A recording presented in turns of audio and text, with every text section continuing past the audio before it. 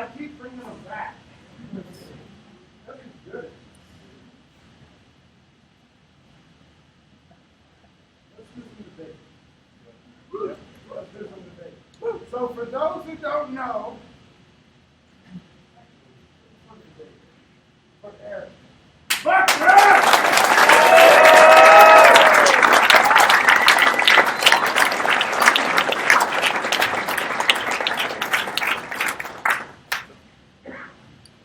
For those who don't know, this is how this works. I think I told you there's 8 debaters. They all know what the debate topics are. They don't know what they have to debate, and they don't know what side of the debate topic they have to deal with. So they are improvising. They may not believe what they're saying. Keep that in mind. Here's what we're going to do. We've got 4 rounds in the quarterfinals. The winner of each of those moves on to the semifinals, and the winner of those moves on to the finals. This goes pretty quick. It only takes half an hour. Here's where you plug your periscope in here, if you care to. If you don't, just participate yourself. That's cool. And what you really need to know, like the most important thing of all of this, is that the winner of each debate round is determined by audience vote. So when they're done, I'm going to ask you who won. And I need you to applaud loudly at that point. Don't vote for both people. It makes my job very fucking hard. Every time I do this, I make an enemy. Like some of these people I can walk away from here being like, Max, cool guy, he's awesome.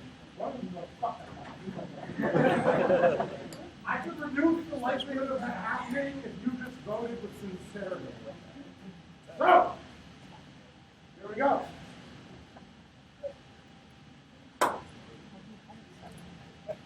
First, we're going to do Ross, and we're going to do Doug. Oh. I actually don't know what topics we're going to debate either. I'm really smart and wild. Come on up here. Come on up here.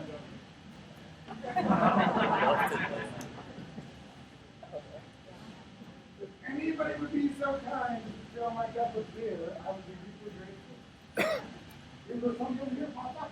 I'll do nothing. Thank you, sir. Thank you, gentlemen. That's awesome. Okay, so, I gotta get my timer. So, there's 1 minute, and then 1 minute, and then 1 minute, and 1 minute, right? They make their arguments, and they have a reason for rebuttal. I open my timer. There it is. Look at that microphone. Okay, no. Yes, you want a mic. And I need one of you to come stand on the other side of me. Thank you, sir. I feel like I did pretty good with the debate topics this time. Sometimes I choose some fucked up shit, and people are like, what does that even mean? But I feel like I got it this time. So,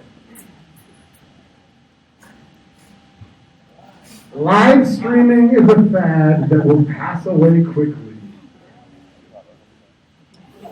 You are saying it will. You are saying it will not. It will not pass quickly. You think that we're going to be live streaming in 5 years. You do not. Fuck 5 years. 1 year. You, sir, are first.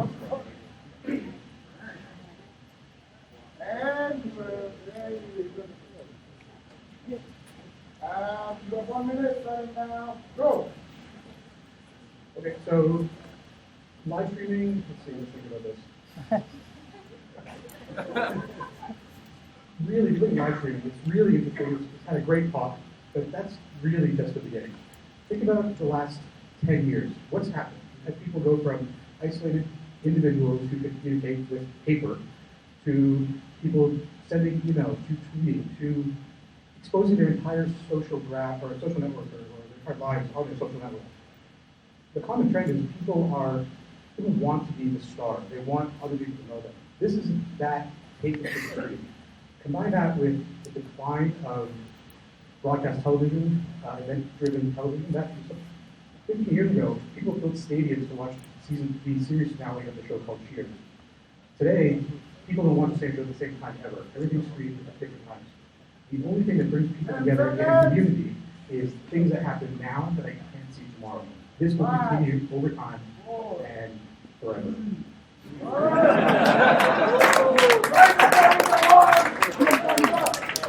Tell us about who you are and where you're from. I fucked that up. Go. My name is John. I'm the co-founder of a company called Packetzoom. We make the mobile internet faster.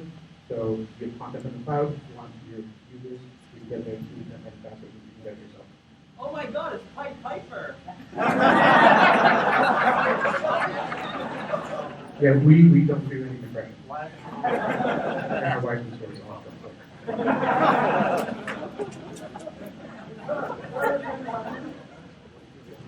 John is an amazing company. It's called Packetzoom. You guys should all spend more time looking at it. If you have a mobile app, you should use it. I'm a venture capitalist. I try and back companies like John, who doesn't take my money. So, John is a great man, but he's not wise on this topic. Now, the reason is because he caught the tiger by the tail. Video is an incredibly important medium for sharing this moment, for sharing the moment you had yesterday, for sharing the moment you have tomorrow. But, you know, I don't see a lot of phones out. Is anyone here counting this right now? One? So this is a good example. So the value of the thing you're creating right now, it's going to be on YouTube, right? And that's going to be great. Because the person that you tell about this event tomorrow is going to watch that video, and that's going to be awesome. And that's why YouTube is amazing. That's why Facebook video is amazing. But it's the reason that real-time streaming is really a fad. It enables the storage of video on all those other platforms, and those are the platforms that matter. It's important, but it's a footnote.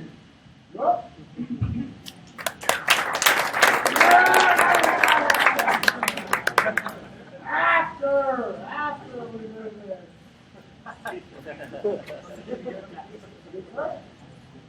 No. So I don't know how something that's always happened can be a footnote. Who does YouTube to watch the Super Bowl match? Anyone? No? Watch it live. Why? Because everyone else is watching it live. You can't get the same experience, the same sense of community that you get later. That's like saying I don't want to experience the new Avengers movie at the time with everyone else. The experience is less about watching it, it's more about the commentary with my friends. That's part of the experience. That's what live streaming brings. And in fact, there's definitely multiple things going on live streaming. Live streaming is more than just Meerkat and Periscope.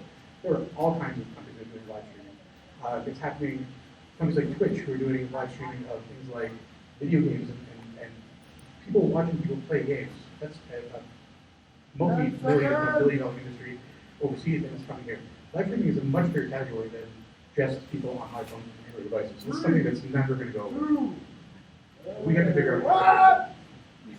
The point I didn't make is I fucking love yelling at these guys. So if they cross the line, I just leave you. They know this. 1 minute, sir, and the rebuttal go. Who wants to see Mac get stupid? I always wanted that, but I'm a rule follower. And so I want to come back to my core thesis, which is, I think live streaming is important. But I mean, it's the asterisk in the sentence. It's not an important idea.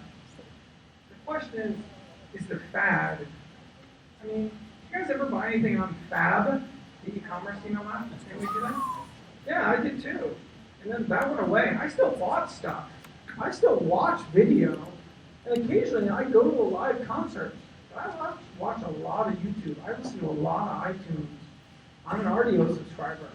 It's not that real-time video doesn't matter. It's just that it's not going to be the center of our world. It's not going to be where we spend the magnitude of our time as consumers, and it's not going to be something that matters at the scale that current PR covers it.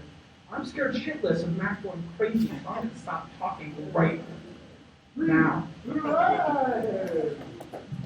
Okay! So, here's the part. Here's the part where you play your role. On my right, as the winner, is John. Applause.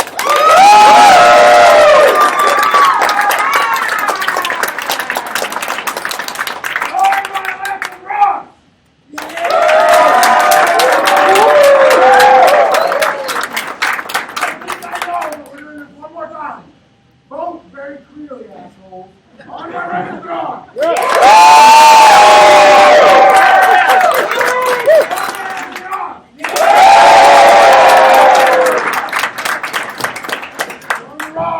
Yeah. Now what's those?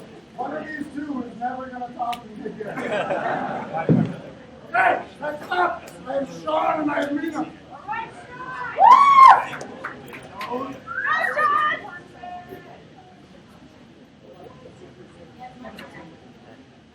Like that?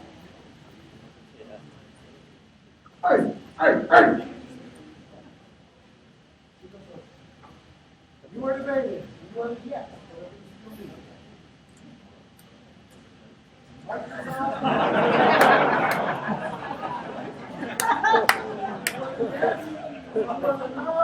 Before you start, you like call for this professional. On. Yeah. All right, hi everybody, I'm Mina. I am an EIR at Redpoint Ventures. I'm an advisor at Cowboy Ventures, and I also worked for quite a while at a company you all know called Uber. So Microsoft matters again. So fundamentally, I just disagree with this thing as if Microsoft ever stopped mattering. It's a $400 billion company, okay? So it's like what we're really talking about is Microsoft matters again in the world of Silicon Valley tech media. And here's the thing, right? Like what you really ultimately have to believe in is that people can change. And Microsoft has made massive changes for a company of its size in the past year. It's brought on a CEO who's doing all kinds of new stuff. And you fundamentally have to believe that a company that is that big, that has succeeded for that long, is actually going to keep on wanting to be that kind of company. Windows as a service, .NET, open source. You know, okay, mobile phone sucks. I agree, it's bad. But they're trying. And you have to believe that a company that has succeeded for so long has the guts and the ability to actually do something better. And fundamentally, that's why Microsoft never stopped mattering and why it's going to keep on mattering for the future. Who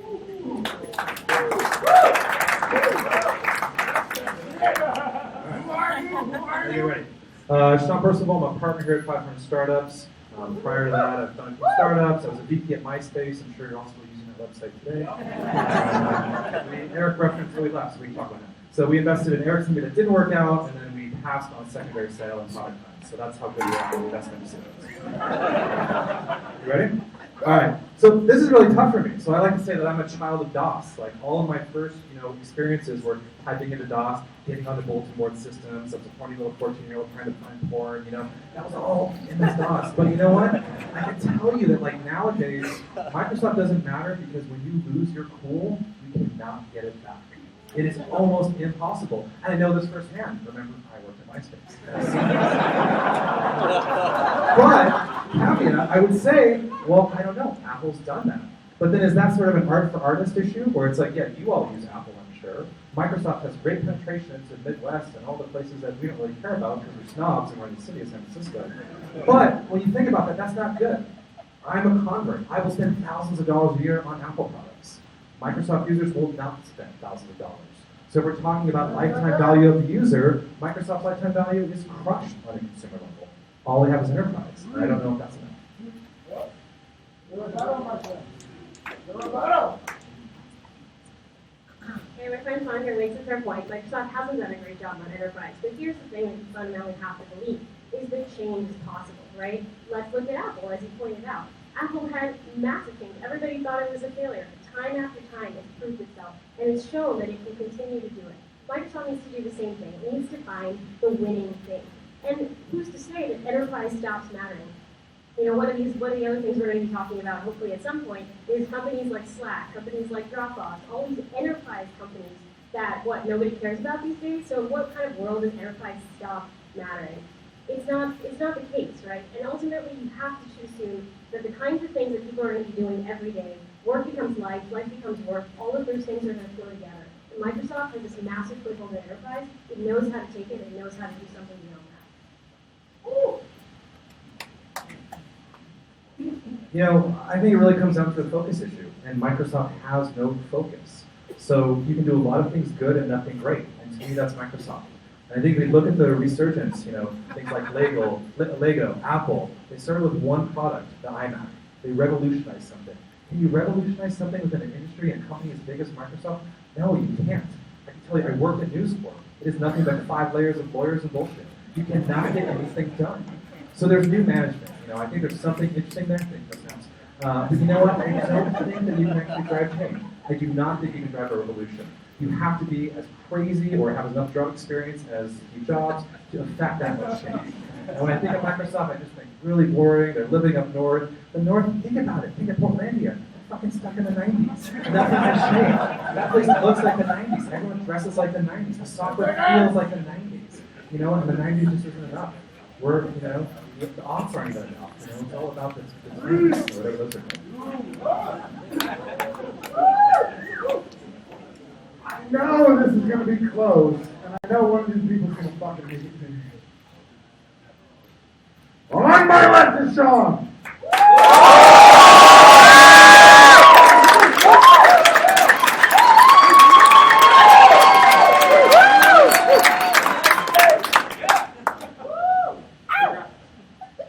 On my right is Rita.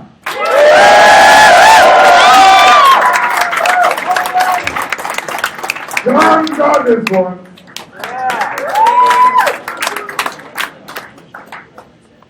Next up, I'm going to walk over here because this is where my mic is. Next up, I want Ilana and Graham.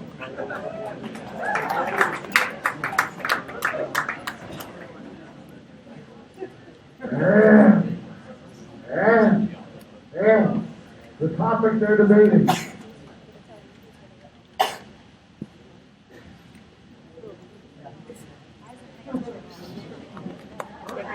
Invisible apps are the future. Does anybody not know what that means? Cool, let me throw this out there. So, a good friend of mine launched today on Product Hunt an app called Text Me Apps. And every day, if you sign up for their SMS service, at noon, they text you a great app recommendation that you may want to download. You don't go to the App Store. You don't go open an app. You don't go engage with it in a heavy way. There's all sorts of things like, Kevin, what are our friends? Contact, contract, what the fuck? Kevin, leave. He's so busy. He's got 2 phones. Hey! What is the Uber guy's new thing called? Operator. Operator, text me apps, all these things are invisible apps. They're apps that exist on top of things. Magic, you text magic, you use Apple. You don't need to put an app on your phone. So, the question is, invisible apps are the future? You're saying they are? You're saying they're not. You have 1 minute to prove that they are. Before I start the timer, you should introduce yourself. Yes. Hi, I'm Ilana. I'm founder and CEO of Weddington Way. Our whole concept is shop together, so we enable friends to shop together no matter where they live, focused on weddings and enabling millennial brides to involve all the people that matter to them in every purchase they make towards their $60 billion of weddings. Okay. Invisible apps are the future. I definitely believe in this. I'm wearing mine now. We've got so much noise that's just hounding us on a daily basis between our inbox and our Slack and our WhatsApp and our SMS. And really, invisible apps give us the ability to control and choose what's going to come up in front of us whether it's Google now notifying us that it's time to go to my next meeting and take this route, there's traffic on that route, or it's my activity monitor sort of telling me when I want, tracking me in the background and then letting me know have I burned the calories I wanted to burn today or stood up at the moment I was supposed to every hour. Invisible apps are the future. They're not going anywhere, and it's going to cut out the noise. I will have to do that. You're not. Hi, I'm Graham Hunter. I help to run TradeCraft, which is a training program for people who are looking to level up their career, get into tech. I run the growth marketing track, and here it goes. So really, if you think about it, the core value that software provides to your life lies in the interface. Even when you think about invisible apps As a concept.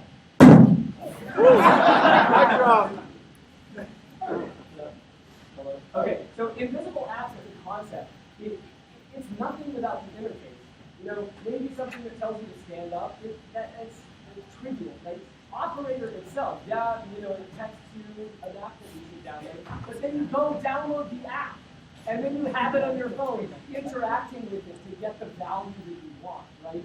It's more, invisible apps are more like push notifications, right? It's a feature that an app can use to, you know, provide a little bit of value, to usually to bring you into the app so that you can consume the actual value that an app provides to you. That's okay? I yield a little bit now. I don't know about the mic.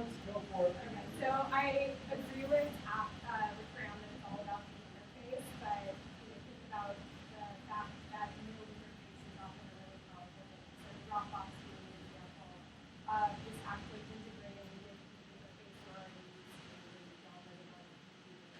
Or think about the messaging apps that provide us with the ability to sort of respond in a line with what we have, whether it's a Slack notification that you can reply to or an SMS that you can reply to so that you're not notifications about anything in the app. So I do think it is all about the interface, but I think the interface is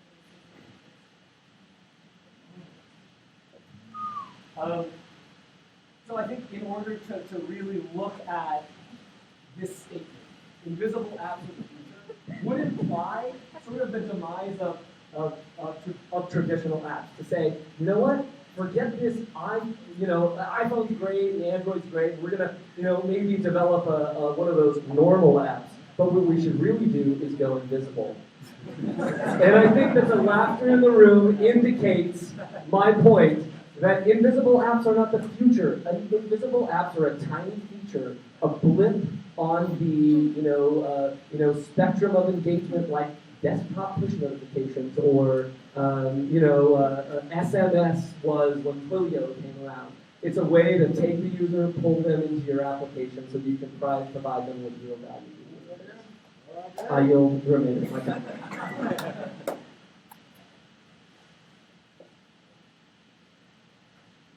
I love that part. That part where what you can do?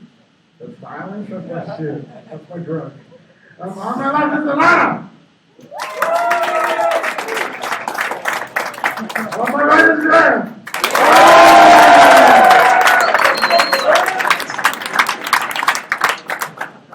Who's left? Whoever the last two are, stand up. Come up here.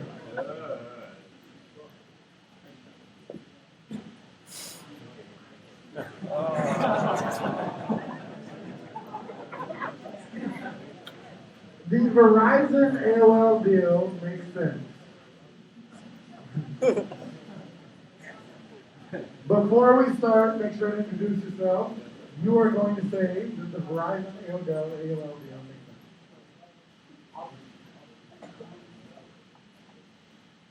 sense. Hey everyone, I'm Kintan.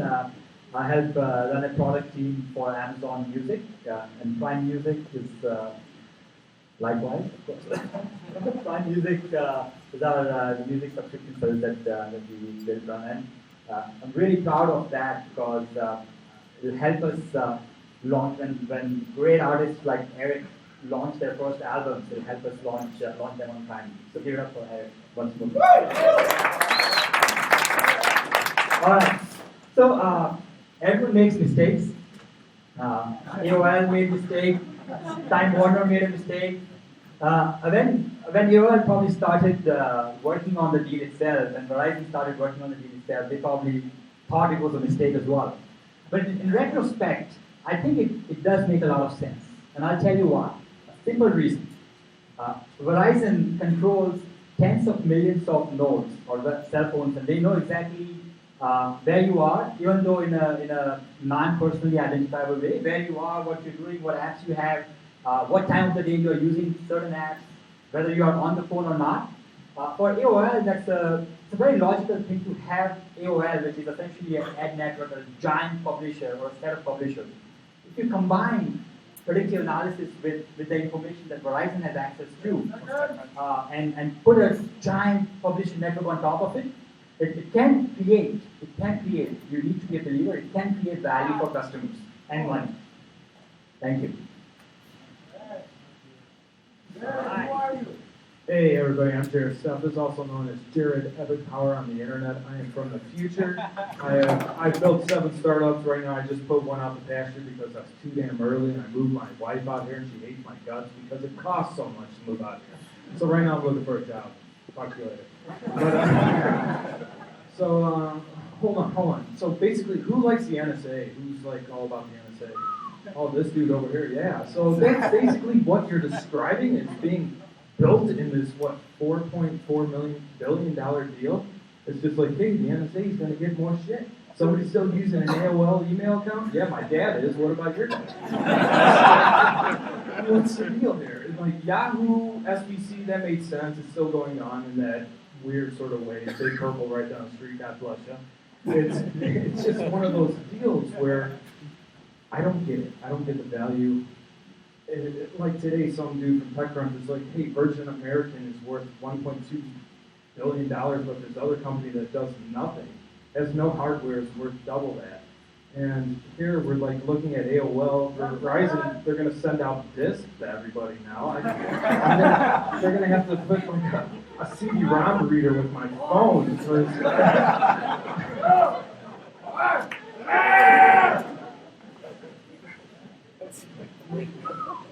AOL, nobody loves AOL's dial-up. I love America as well, but I don't like America Online. America Online's list is what started engineering this country, for better or for worse. And I think that the company had lost its way with some help, smart engineers, smart product people, smart designers. They have a chance to build something that's really a combination of something that adds value and is structurally profitable. Nobody likes NSA, and at least these guys, if they have control as a public company and so on, they can actually create experiences, customer experiences in a way that does not really impose on customers' privacy. If they do, then the whole deal doesn't make sense. The whole premise of the deal is that it's unlike NSA. What can we do to harness this information to create better products?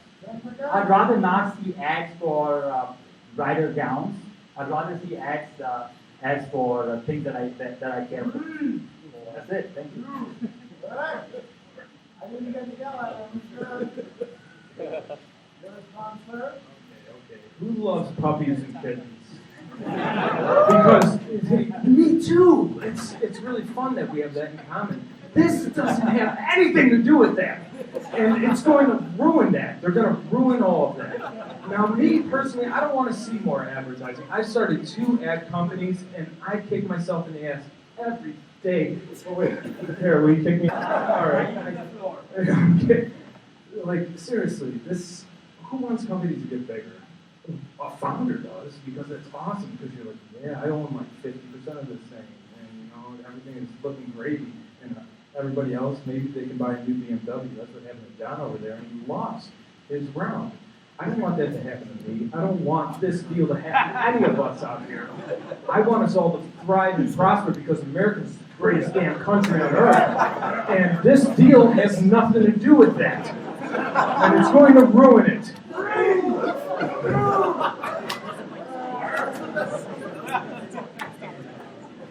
I don't even know.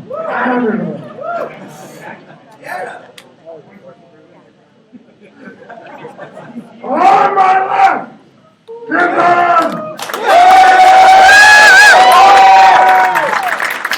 On my right, Darren! Got it!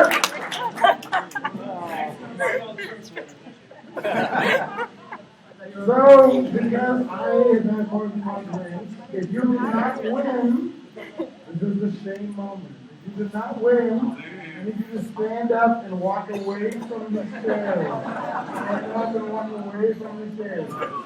We used to do like a pause. Now we don't do that anymore. We just blast through the shit. We straight down. So who's left? Who's the four that are left?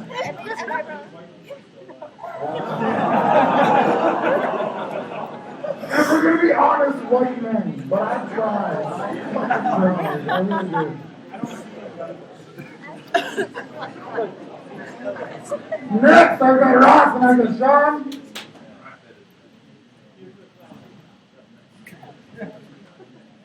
You are the yes, Sean. You are the yes. You are the no. I have no idea what the debate is. I have no idea. Yik will fail like secret. Fall or fail, either word, whatever you choose. You're saying they will. You're saying they will not. 1 minute for you. Yes. So a lot of these things come and go. Once again, remember I was on MySpace. That teen audience is so fickle. People drop you like a bad habit. The only thing that has longevity with the teen audience is dry humping. And that is timeless. And that will always live. Apps not so much. And let's look at the track record. Let's look at the bodies on the road here, all right? So Secret, Rate My Professor, you can remember the rest, Form Spray. Anything where there's anonymous interaction, it always goes south. There's no way to actually maintain a good community, and you have to have a good community. You have to have repeat purchase behavior, and you're not going to have that people calling you a jerk and a public anonymous forum. So for that example, there's no longevity. They will not be able to retain users. Something else, Yuke will come along and it'll completely sweep the market. It'll take all of their users. They are so fickle, they will never last. Thank you. The confusing part I thought about that argument was, what is Rate My Professor and Form Spring? These are not Yik Yak. Maybe not this audience, but I mean, on your cousins, almost my kids, can't quite type. Yik Yak is the dominant way of communicating in high school. It's 100,000 daily active monthlies.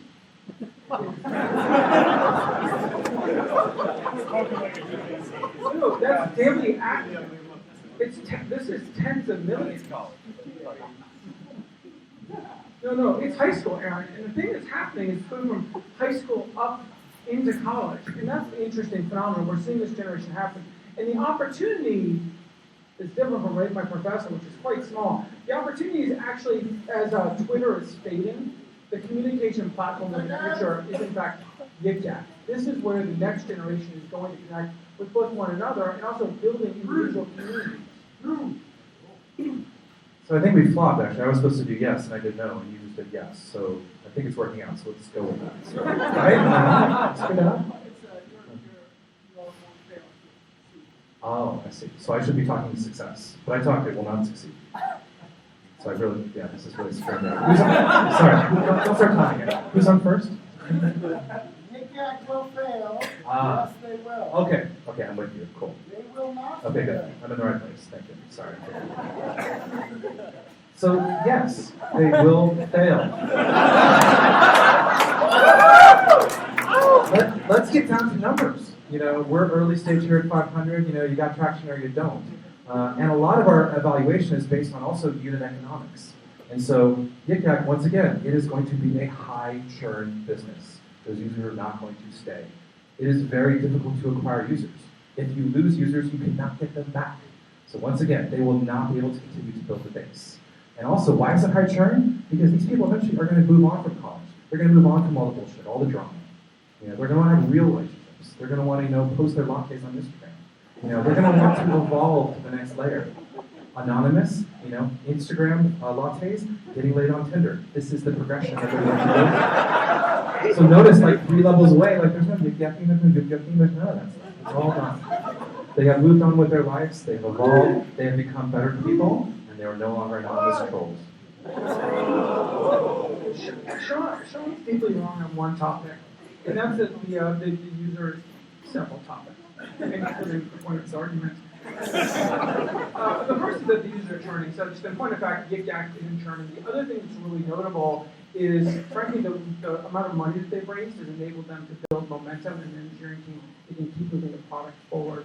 And this is not the first time this has happened. It's happened with companies like Snapchat. Snapchat did seem like a toy, but yet had this incredible adoption phenomena that then enabled it to raise money and keep building features that took advantage of that adoption and kept building consistent features. Will we see a Yik Yak that doesn't allow, that has non-anonymous engagements?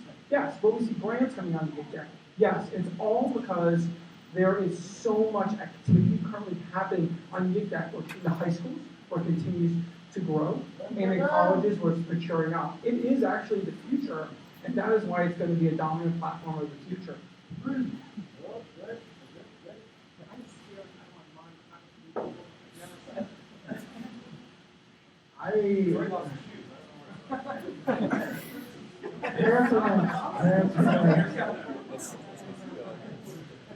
On my elected rock! This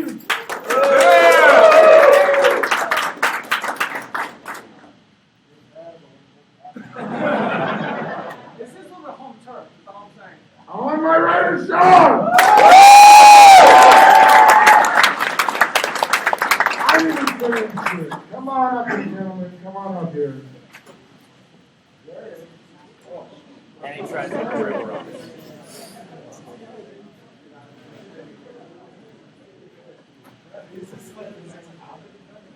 That's what next is.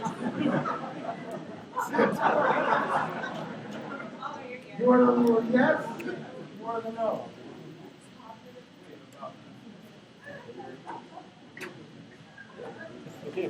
Uber will be the Uber for X. You know, like everybody's talking now, they're like, I'm going to Uber for whatever the fuck. Uber is the Uber for whatever the fuck. That is the statement. You are yes, you are no. They're going to do food delivery. They're going to be a logistics company. They're not just cars, they're logistics. Go.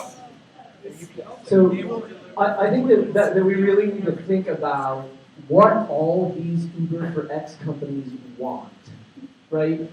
Bloom that. What? Man, flowers on delivery. You know, you look at Uber in New York's delivering packages now.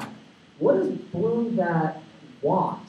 They want to be acquired by Uber, right? So all these Uber for X companies, any one of them who gains significant traction will be acquired by Uber.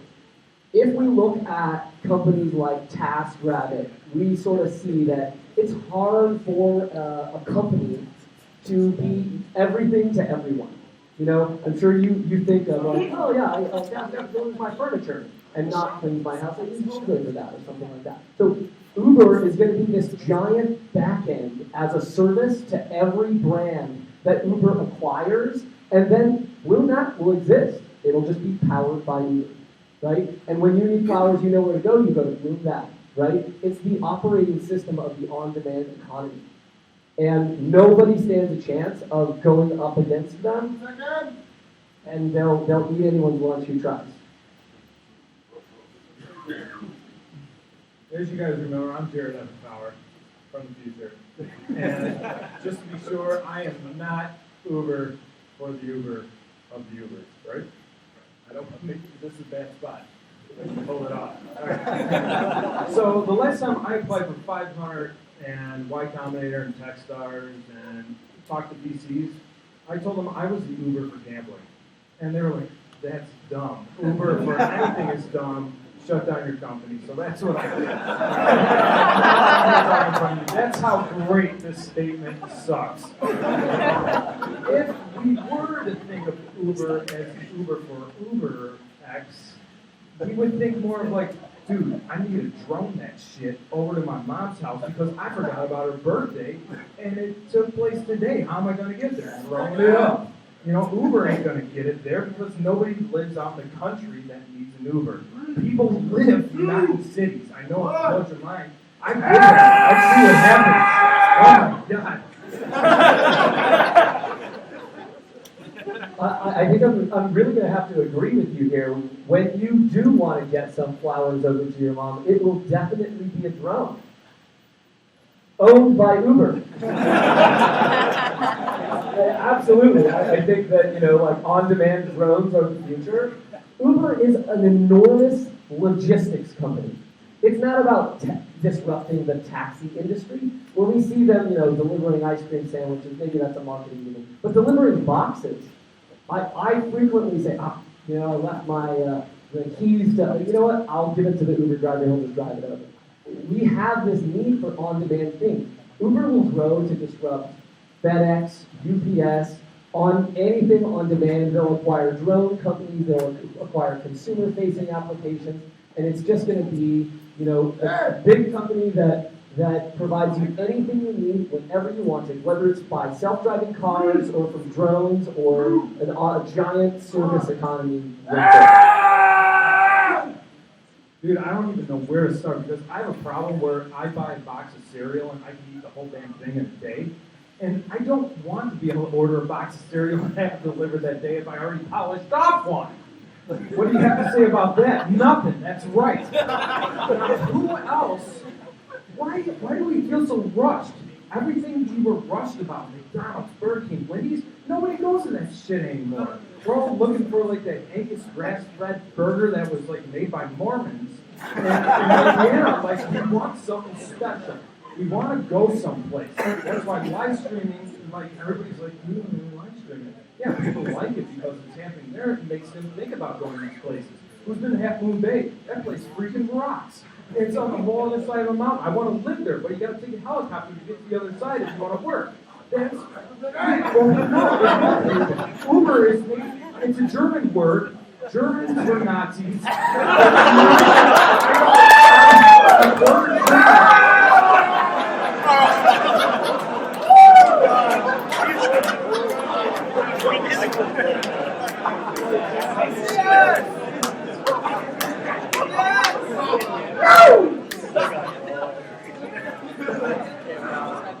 I don't even know.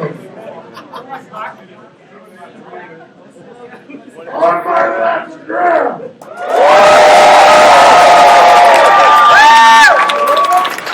On my right grab! I think I know. But I want to do someone high. Wait for always get them both one asshole. On my left grab!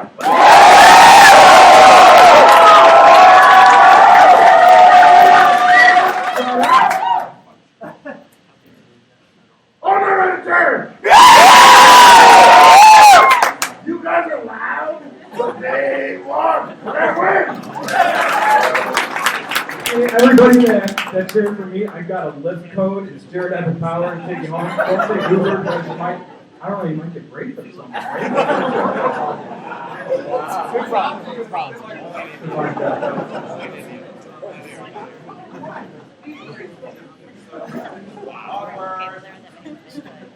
Folks, this is to determine, and I know this is super juvenile and shitty, I apologize for my shitty humor, but this is to determine the master debater. Oh, I didn't get to use as many laughs as I thought. It's cool. We got one topic left. We have 4 minutes left. The product debate is free. Right now, I would love it if you hopped on the internet and were like, hashtag product debaters free, this rules. I also want everybody to acknowledge that Holy Craft Brewery done got everybody drunk. So, right before we get into the last round, let's remember we have 3 sponsors. We have Product Hunt, we have 500 Startups, and we have Tapstream. Let's move our shit to those assholes. Let's do it.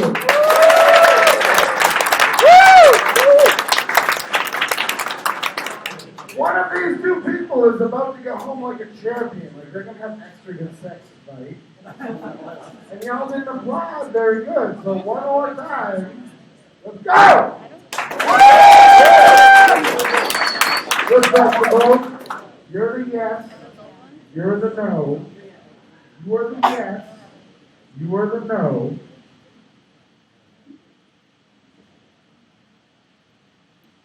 Slack is massively overvalued. Why the fuck did you always be like, I don't know? Because it's not overrated. We'll find out. We'll find out, won't we? Sir, you have a yes? You have 1 minute? All I need, Eddie. Okay, so here we go. If you think about what Slack is trying to do, it's the same thing that, a lot of companies are trying to do. They're trying to change the future of work. They are selling the idea that, listen, we're not, hip chat.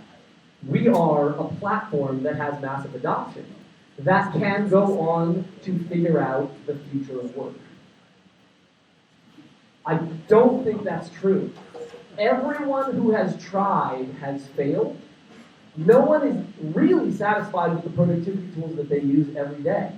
And that creates a big market opportunity, but Asana's certainly not hitting it out of the park. Campfire. Yes, Campfire. Campfire users? Happy Campfire users. No? Okay. So, really they've bitten off more than they can chew. Slack is not the future of work, but it's a great chat app, and I think everyone should use it for chat. So Slack is not massively overvalued for one reason. This doesn't go well, we're all screwed. This whole thing comes crashing down. All of you that have cushy jobs at Uber and all these places, you will be building fucking Flash websites for restaurants. That's how bad the reversion will be. It'll be like a whiplash through the industry. So many people will lose money, and Dreesen's head will come back to normal size. This thing will destroy the community. We can't have that happen. And I don't want to freak you out, but there is a little Illuminati group of investors. They meet at the ski lodge every year. This is December, so I can't raise money in December. They're out there skiing, and they ensure that these deals go well. So it is going to work. But the other thing, let's get back to the real here. Like, everybody hates email. Everyone that uses Slack has less email in their life. And that is such a beautiful thing. Yeah! And that can only get better. I completely agree that everyone hates email, and I think that Slack is a great solution for communicating with your coworkers and replacing that email. The thing that I don't think will happen is that Slack will expand to become an all-inclusive work-life product, and that is the true basis of their valuation. HipChat is not worth $4 billion or anything close to it, right? And the reason is that they've sort of tried to capture the chat market, and that's what Slack is doing. If you look at Campfire, Basecamp used to be a lot bigger than it is now, right? And they paired 37 Signals, paired back their product because they realized that they can't be everything to everyone. They can only be one thing to the people, and that's a hub for files or task management or chat. People want their buckets. People want a place you go for chat, a place you go for email, a place you go and chat, and Slack will always be a chat. I feel like I'm debating with Jay-Z because I found 99 problems with the position. And the first of which is, if any of you have used Slack, all I need to say is Jiffy integration. Have you used it? Have you experienced it? Okay? This is the only way in this hypersensitive environment that you can potentially run the edge of an HR violation and be completely absolved of any impact. Jiffy's I didn't want it to do that, Jiff. I know that's inappropriate, and I wouldn't send that to a coworker of the opposite sex, but Jiffy did it for me. So the fact that we can break that open a little bit, have a little bit of fun in the workplace, that's such a good thing. It just feels so good.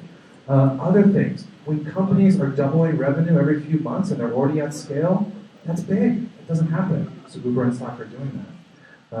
And I had another point, I forgot it because 19 years. But at the same time, once again, remember this sort of economy we live in. Lazy tech wins. I can get a car in 5 minutes, I can get a cookie in 5 minutes, I get whatever I want. Slack saves me time, Slack makes me more lazy. That wins. Yeah! Friends and enemies, I see you both here tonight. We're about to determine the champion of Product Debaters 3. Here's where you hit the internet, you're like, Product Debaters 3, fuck yeah!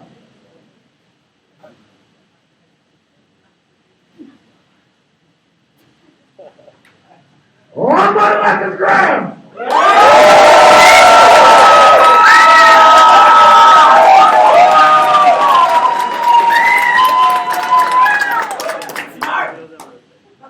On my right is Sean!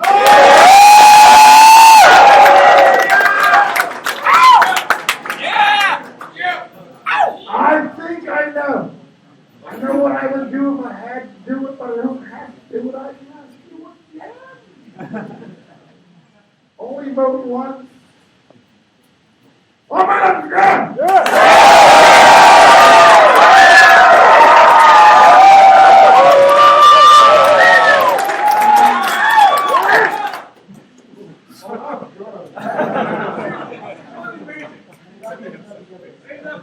On my right is on!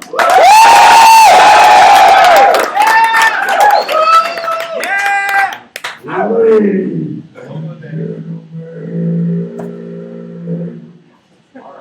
the champion of product affairs 3 is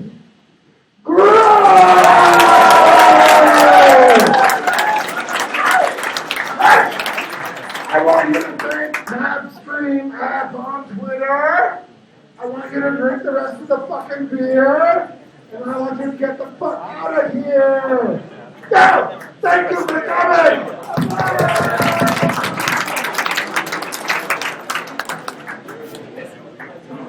How's your liberated day been? It's so good. Did you go to the office today? Of course. I mean, I have to go in. I have to go in for another. So, Have to. I'm not going to. I heard. I know. I tried. I was like, guess where I got a call from? And it is. Yeah. Super excited. Yep. Yeah. It's gonna be good. Liberating. Yeah. I like quitting a job. I have a discussion already lined up for Friday. It's good. For a consulting gig. Like what time? Like, Yeah.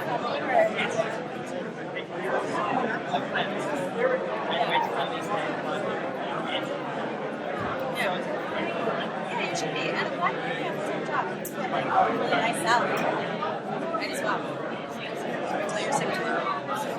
well, I mean, yeah. Sweet. You'll be fine. Grant. Oh, watch. Fair normal watch. I tried it. It's like made for you. Your wearables are made for you. Yeah, I have to keep it on it.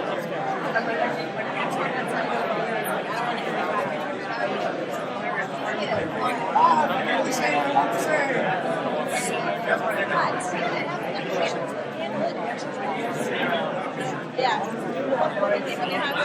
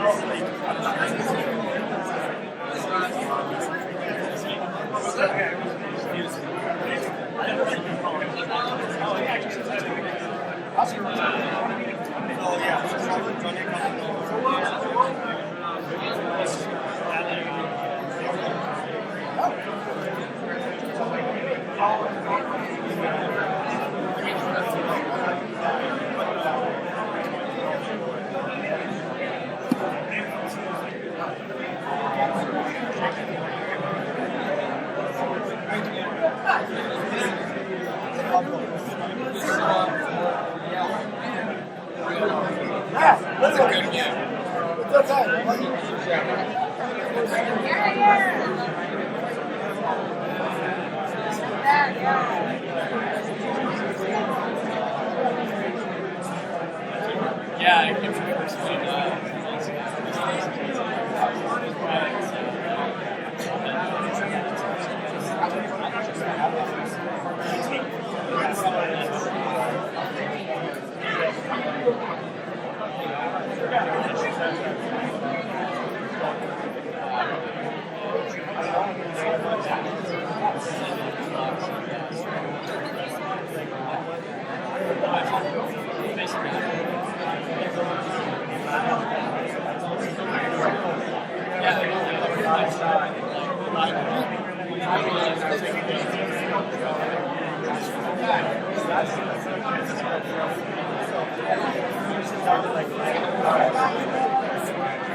Sorry.